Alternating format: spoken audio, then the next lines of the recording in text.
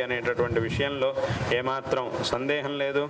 మనం రామాయణంలో చూసుకుంటే కనుక ఆంజనేయ స్వామి యొక్క కథ ఏదైతే అందులోనూ విశేషంగా సుందరకాండలో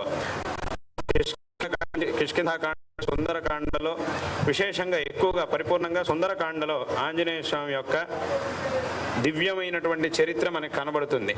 అంటే ఆ సుందరకాండలో ఉండేటటువంటి కథ ఏమిటి, కథాభాగం ఏమిటి అని అంటే ఆంజనేయ స్వామి సముద్రాన్ని సాగరోల్లంఘనం చేయడం, లంకకు వెళ్ళడం, ఆ లంకలో అమ్మవారిని సీతామ్మ జాడను కనుగొని అమ్మవారి యొక్క దర్శనం చేసి రావణాసురుడి దగ్గరికి వెళ్ళి వాడిని భయపెట్టి తనకి ఆ రావణాసురుడికి తన యొక్క బలాన్ని చూపించి తన యొక్క ప్రభావాన్ని చూపించి వాడిని భయపెట్టి భవిష్యత్తులో జరగవలసినటువంటి రామరావణ యుద్ధం ఏదైతే ఉందో ఆ యుద్ధంలో ఒక పెద్ద భాగాన్ని ముందే తాను పూర్తి చేసేసాడు ఆంజనేయ స్వామి.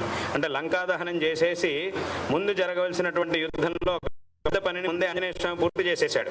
ఆ తర్వాత మిగిలింది అది ఆ రామరావణ యుద్ధం అని మనం చెప్తే అందులో మాత్రం అతిశయోక్తి లేదు. కాబట్టి ఆ లంకాదహనం కూడా చేసి, అంటే వాస్తవంగా ఇక్కడ ఆంజనేయ స్వామి వెళ్ళింది దేనికోసం అనంటే అమ్మవారి జాడను కనుక్కోవడం కోసం వెళ్ళాడు, అమ్మవారి దర్శనం చేశాడు.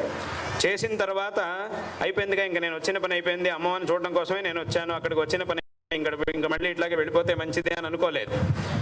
ఎందుకంటే ఒక వివేకశాలి అయినటువంటి ఒక మనిషి, మంచి తెలివైనటువంటి ఒక మనిషి ఏం చేయాలి అనంటే మనకి ఏం చెప్పారో దాన్ని కూడా చెయ్యాలి.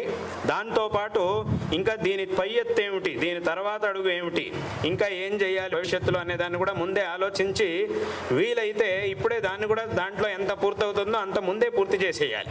తర్వాత ఎత్తు ఏమిటి, తర్వాత అడుగు ఏమి అనే దాన్ని కూడా మనం ముందే ఆలోచించి, తెలివైనటువంటి వాడు ఇలా ఉంటాడు. ఒకటి ఏమి చెప్పారో అంతమంది ఇంతే చెప్పారు ఎందుకంటే నేను చేసేది లేదు అనకూడదు. ఏం చేయాల్సింది చెయ్యాలి. అదేవిధంగా తర్వాత ఎత్తు ఏమిటి అనేదాన్ని సరిగ్గా ఆలోచించగలగాలి. అందులోని మళ్ళీ తప్పుడు అడుగులేసి తప్పుడుగా ఆలోచన చేసి ఇంకోలా జరగాల్సి ఉన్నదాన్ని ఇంకోలా ఆలోచించి దాన్ని అధిక ప్రసంగం అని అంటాం తెలుగులో. అతిగా చేయడం, అది కూడా చేయడానికి వీల్లేదు. తర్వాత ఏం జరుగుతుందనే దాన్ని ఊహించాలి, దాన్ని సరిగ్గా ఊహించాలి, అసలైనటువంటి బుద్ధిశక్తితో దాన్ని ఊహించాలి, వీలైనంత వరకు దాన్ని ఇప్పుడే పూర్తి చేయాలి. అలా పూర్తి చేస్తే వాడు నిజమైనటువంటి తెలివైన వాడు.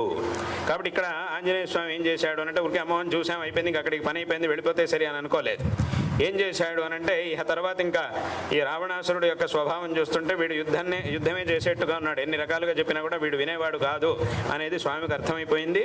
కాబట్టి ఏం చేశాడు అనంటే ఇంకా భవిష్యత్తులో యుద్ధం జరుగుతుంది, ఆ యుద్ధంలో ఎలాగో రాక్షస సంహారం చేయాల్సిందే, దాంట్లో కొంత పనిని చేసేస్తే అయిపోతుంది అని చెప్పి అప్పుడు వెంటనే లంకాదహనం చేసేసాడు.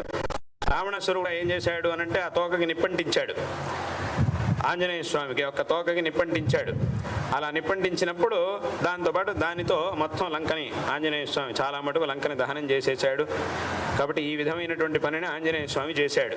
అంటే మనం తెలుసుకోవాల్సినటువంటి విషయం, అందుకే మన తెలుగులో ఒక మాట అంటాం ఏమిటి, చూసి రమ్మంటే కాల్చి రావాలి.